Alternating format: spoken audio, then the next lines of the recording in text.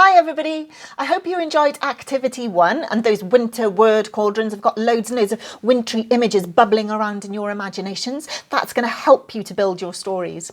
So it's time for activity 2. Now, in Ellen's Island, Ellen goes to stay on an island on her own and with someone she doesn't know very well.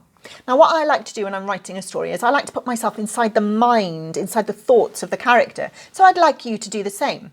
I'd like you to write a diary extract, just a short diary piece from the point of view of a character who is going to stay on a winter island. So imagine it's you. You're going tomorrow. How do you feel? What are you expecting the island to be like when you get there? Are you nervous? Are you worried, scared, excited, overjoyed, hopeful? You might be a combination of all of those feelings. Think about what you might be looking forward to and what you are leaving behind.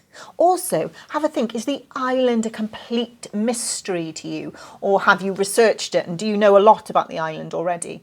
Pour all of those thoughts down in a diary entry. Don't forget, if you're writing a diary entry from your character or your point of view, no one else is going to read that diary entry, so you can pour your thoughts down completely honestly. Good luck. Don't worry about spelling or grammar, just think about imagination and ideas. And I hope you enjoy it. See you for activity 3.